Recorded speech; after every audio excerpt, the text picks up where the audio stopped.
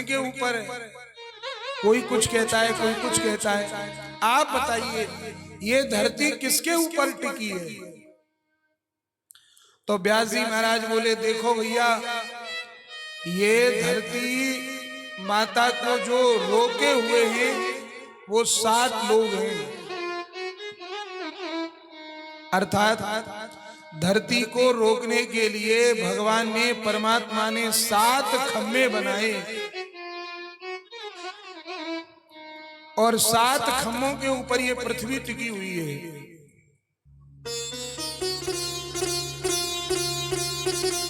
तो भैया कौन कौन से 7 खम्भे हैं? व्यास जी महाराज बड़ी सुंदर बात कह रहे हैं। गोभिर विप्रैश्च वेदैश्च सतीभिः सत्यवादिभिः अलुब्धैर्दानशीलश्च सप्तते धार्यते मही।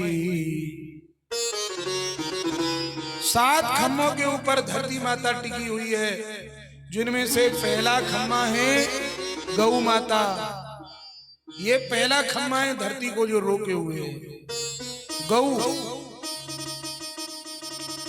और दूसरा खम्भा है भगवान के चरणों में जिसका प्रेम हो, ऐसा ब्राह्मण। ब्राह्मण धरती का दूसरा खम्भा है। और तीसरा धरती का खम्भा है वेद, भगवान वेद। गोभिर विप्रैश्च वेदैश्च, ये धरती का दूसरा खम्भा है वेद। चारों वेदों को मिलाकर आप वेद का मतलब समझें। कितने हो गए? 3। और चौथा खम्भा है गोभिर विप्रैश्च वेदैश्च सतीभिः सत्यवादिभिः। धरती का चौथा खम्भा है सती स्त्री, सती नारी। ये धरती का चौथा खम्भा है।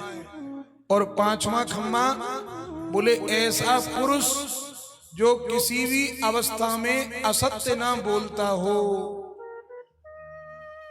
और इन लोगों का अभाव नहीं है, आज भी है। बहुत से लोग कहते हैं, अरे महाराज अब ऐसे लोग कहां मिलेंगे जो बिल्कुल असत्य ना बोले। आज भी है और हमेशा रहेंगे। और इसीलिए इन्हीं के तप और इन्हीं के प्रभाव से धरती माता टिकी है। पहला खम्भा है गौ माता, दूसरा खम्भा है ब्राह्मण, तीसरा खम्भा है वेद, चौथा खम्भा है सती नारी और 5वां खम्भा है सच बोलने वाला पुरुष। और 6वां खम्भा है कि ऐसा व्यक्ति के जिसके भीतर किसी भी प्रकार का लोभ न हो, अलुब्धैर्य। और धरती का 7वां खम्भा है दानशील पुरुष। दानशील पुरुष का मतलब क्या है? हम भगवान से कहें कि हे भगवान, मुझे कहीं से 1 लाख रुपए की प्राप्ति हो जाए तो मैं 10,000 रुपये उसमें से तुरंत दान कर दूंगा।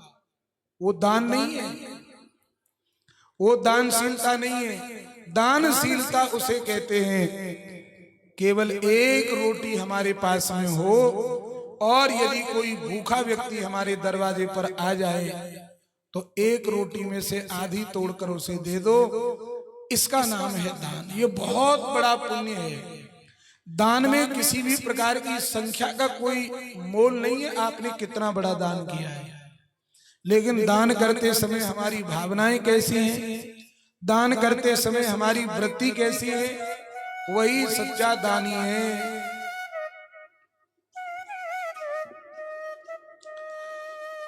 ये 7 लोग हैं जो धरती को रोके हुए हैं।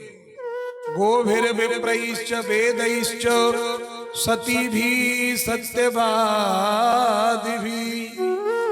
अलुब्धैर्दानशीलश्च सप्तते धार्यते मही। इसलिए भगवान कहते हैं कि हे बाबा, हमारा धरती को प्रत्यक्ष देवता गौ माता है और दूसरे देवता ब्राह्मण और तीसरे बोले तीसरो देवता है प्रत्यक्ष अग्नि, अग्निदेव। आप देखिए अग्नि में हम कोई हवन करें, और अग्नि एक ऐसा देवता है कि भगवान तक यदि कोई चीज पहुंचानी हो तो अग्नि में हम लोग डाल देते हैं। इंद्र के लिए कोई चीज देनी है, इंद्राय स्वाहा। दुर्गा जी के लिए कोई चीज देनी है, दुर्गायै स्वाहा। विष्णु जी के लिए देना है, विष्णवे स्वाहा।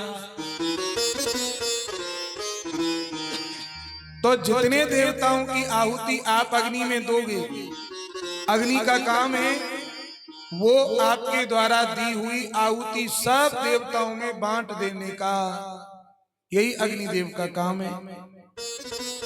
हालांकि शिव महापुराण के अनुसार जब शंकर भगवान का विवाह होकर के आया पार्वती मैया के संग, तो एक तारकासुर नाम का राक्षस था। उसने वरदान ऐसा मांगा कि मेरा वध हो तो भगवान शंकर के पुत्र के हाथों से हो। अब शंकर जी का विवाह हो गया, देवताओं ने विवाह तो करा दिया, और विवाह होने के बाद में भोले बाबा कैलाश पर्वत पर आए, और 1000 वर्ष बीत गया पार्वती मैया के संग विहार करते करते करते, और कैलाश पर्वत के ऐसे निर्जन स्थान पर वो दोनों चले गए जहां सबका पहुंचना बहुत कठिन है। देवता लोग बेचारे घबराए। अब देवताओं ने कहा कि भैया अब क्या किया जाए, भोले बाबा तो पार्वती मैया के संग हैं, पर अभी तक भगवान के पुत्र तो हुआ ही नहीं। तो सब देवता इकट्ठे होकर अग्निदेव को साथ में लेकर और कैलाश पर्वत पर पहुंच गए, और जिस भवन में, जिस कक्ष में भगवान शंकर अपनी प्रिया जी के साथ में, पार्वती मैया के साथ में विराजमान थे, उसी भवन के दरवाजे पर जाकर सब देवताओं ने भगवान शंकर की स्तुति की, रोने लग गए सब। देव देव महादेव, हे भोले बाबा आप प्रकट हो जाओ, बाहर आ जाओ। और कहते हैं उस समय माता पार्वती का गर्भाधान होने ही वाला था, तभी सब देवताओं ने करुण क्रंदन दरवाजे के बाहर किया, तो तुरंत माता पार्वती को छोड़कर भगवान शंकर दरवाजे पर आकर खड़े हुए, क्योंकि भोले बाबा तो भक्त वत्सल है, कोई उनको पुकारे और वो ना आवे। तुरंत भगवती को छोड़कर शंकर भगवान दरवाजे पर आकर के खड़े हो गए और बोले, बोलो देवताओं क्या बात है। देवताओं ने कहा कि बाबा हम सबके ऊपर कृपा करो। क्या? बोले आपके अभी तक बेटा नहीं हुआ और ये तारकासुर हमें बहुत परेशान कर रहा है। तो ऐसा लिखा है कि उस समय शंकर जी का तेज स्खलित हुआ, धरती पर गिरा, तो अग्निदेव कबूतर का रूप बना करके और शंकर जी के तेज को पान कर गया। इतने में भगवती दरवाजे पर आ गई। इतने में पार्वती मैया दरवाजे पर आकर खड़ी हुई। उन्होंने देखा कि जो भगवान शिव का तेज मेरे गर्भ में स्थापित होना था, इन दुष्ट देवताओं ने उसका स्खलन करा दिया। पार्वती मैया को बड़ा भारी क्रोध आया और देवताओं से कहा कि अरे देवताओं, तुमने आज मुझे गर्भवती होने में मुझे मेरा व्यवधान उत्पन्न किया है। मैं तुम्हें शाप देती हूं, तुम सभी देवताओं की जो स्त्रियां हैं वो सब बांझ हो जाएं। मेरा शाप है। तो महाराज सभी देवताओं की महिलाएं बांझ हो गई। आप देखो 33 कोटि देवता हैं, लेकिन 33 कोटि के 33 कोटि ही हैं, एक भी नहीं बढ़ा।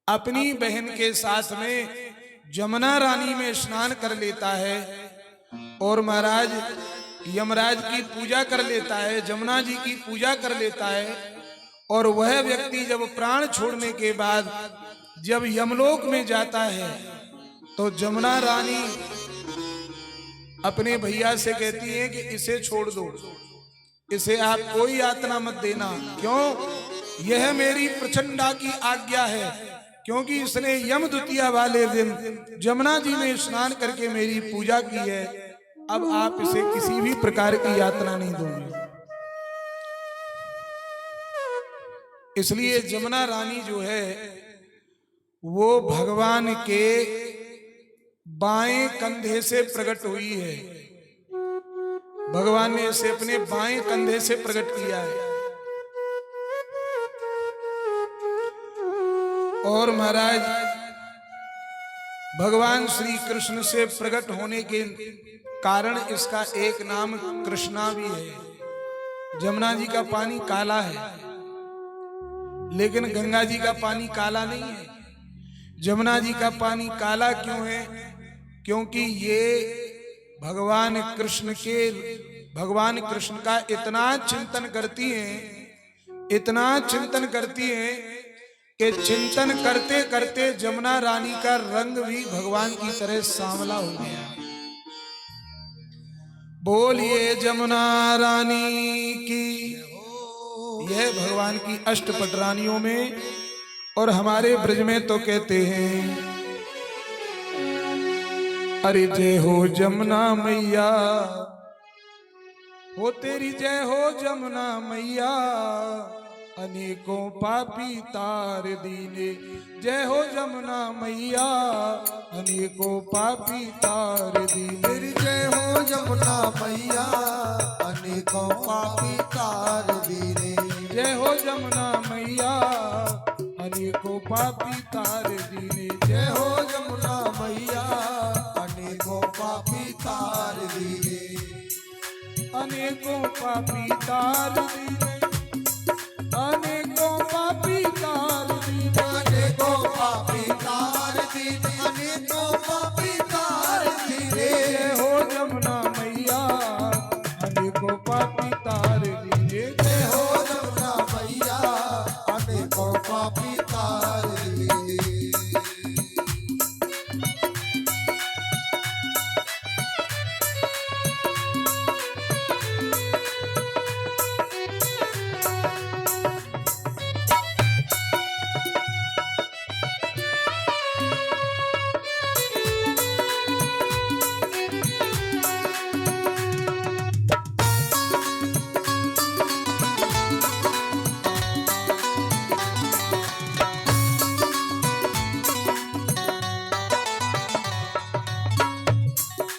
जो जमुना को ध्यान करे, जमुना को ध्यान करे, जो जमुना को ध्यान करे, स्नान करे नित भैया। जो जमुना को ध्यान करे, स्नान करे निर्भैया। जो जमुना को ध्यान करे, स्नान करे नित भैया। जो जमुना को ध्यान करे, स्नान करे नित भैया। सुख संपत्ति की कमी न रहती, सुख संपत्ति की कमी न रहती, सुख संपत्ति की कमी न रहती। सुख संपत्ति की कमी न रहती। और नित नित नित नित भक्ति बढ़ैया, अनेकों पापी तार दीने। जय हो जमुना मैया, अनेकों पापी तार दीने। ओ जय हो जमुना मैया, अनेकों पापी तार दीने। जय हो जमुना मैया, अनेकों पापी तार दीने।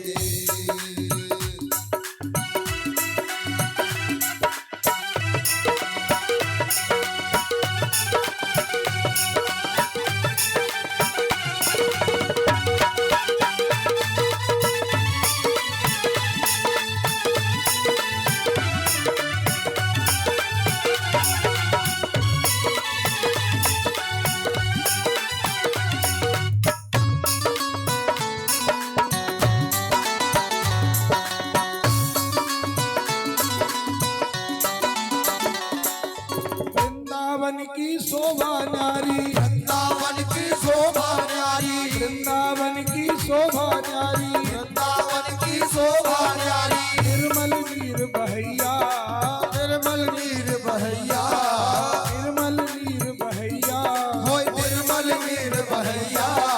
तीन लोक के मंदिर यहाँ पर, तीन लोक के मंदिर यहाँ पर, तीन लोक के मंदिर यहाँ पर, तीन लोक के मंदिर यहाँ पर, सबको पार लगैया, अनेकों पापी तार दी। जय हो जमुना मैया, अनेकों पापी तार दिए। तेरी जय हो जमुना मैया, अनेकों पापी तार दी। जय हो जमुना मैया, अनेकों पापी तार दिए।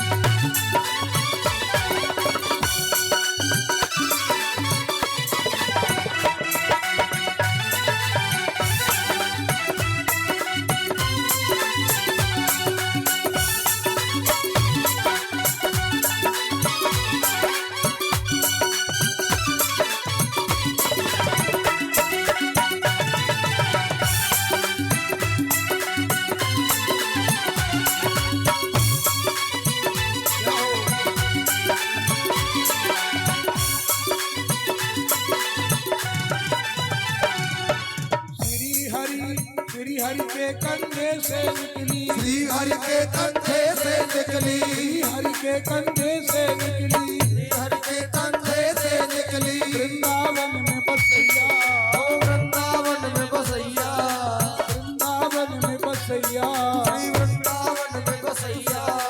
शंकर तेरी करे आरती, शंकर तेरी करे आरती, भोला तेरी करे आरती, भोला तेरी करे आरती। तू तो पार करे हर नैया, अनेकों पापी तार दी। जय हो जमुना मैया, अनेकों पापी तार दिए। जय हो जमुना मैया, अनेकों पापी तार दी। जय हो जमुना मैया, अनेकों पापी तार दिए। जय हो जमुना मैया, अनेकों पापी तार दी। जय हो जमुना मैया, अनेकों पापी तार दिए। पापी तार दी। अनेकों पापी तार